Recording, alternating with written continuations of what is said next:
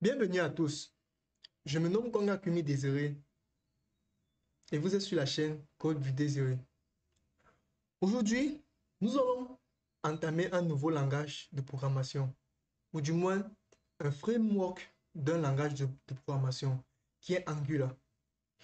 Nous allons, pour un début, donner un aspect large de qu'est-ce qui est Angular, pour que vous puissiez comprendre avant de passer aux choses sérieuses. Nous allons nous poser la première question. Qu'est-ce qu'est Angular et comment il fonctionne? Dans un premier temps, Angular est un framework open source développé par Google pour créer des applications web dynamiques et évolutives. Il est basé sur le langage TypeScript et suit le modèle de conception MVC. Il est réutilisable et encapsule la logique métier et l'interface utilisateur. Pour les fonctionnements de Angular, on peut rencontrer différents fonctionnements très importants. Le premier qu'on regarde ici, ce sont des modules. Les modules, ce sont tout simplement, ce sont les applications Angular étant organisées en modules qui regroupent des fonctionnalités ayant une logique et une finalité similaires. Un module contient des composants, des directives et des services. Le deuxième fonctionnement de comment Angular s'y prend, ce sont des composants. Les composants sont des blocs de construction de l'interface utilisateur dans Angular. Puis après, on peut observer des services. Les services sont utilisés pour partager la logique métier et les fonctionnalités réutilisables entre différents composants. Nous allons passer au prochain point. Quelles sont les principales caractéristiques d'Angular?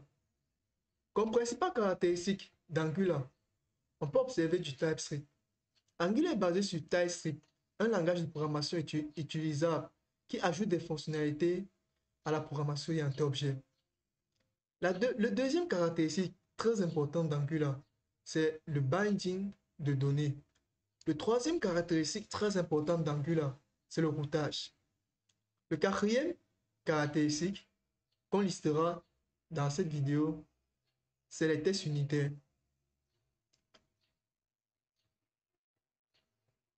Maintenant, nous allons essayer de parler maintenant de comment Angular facilite-t-il la création d'applications web.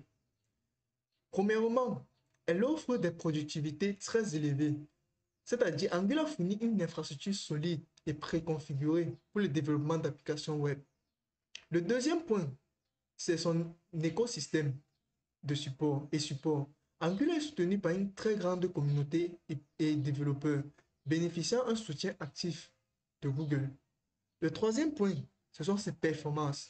Angular est très performant dû au fait qu'elle optimise les applications en utilisant le change détection des changements, pour mettre à jour uniquement les parties de l'interface utilisateur. Maintenant, nous allons passer aux avantages de Angular, aux autres frameworks tels que Vue.js ou React.js. Nous pouvons observer que le premier avantage, c'est la structure solide. Angular est un framework proposant une structure solide et une architecture bien définie qui facilite la création d'applications web complexes. La deuxième, ou du moins le deuxième avantage d'Angular est sa maturité et son support. Angular bénéficie d'un large soutien de la communauté dit précédemment. Le troisième grand avantage d'Angular, c'est la meilleure intégration. Angular est souvent préféré pour des projets. Lorsqu'on a, ou du moins lorsqu'on veut effectuer un projet d'une grande envergure, un projet international, ou du moins un projet auquel elle est lourde, un projet auquel il est lourd, autant pour moi, Angular est très bien placé pour effectuer ce projet, vu qu'il y a une structure bien définie. Merci d'avoir écouté cette vidéo. Ce sera tout pour aujourd'hui. S'il vous plaît, likez la vidéo, partagez et le plus important, abonnez-vous. On se retrouve pour la suite du tutoriel.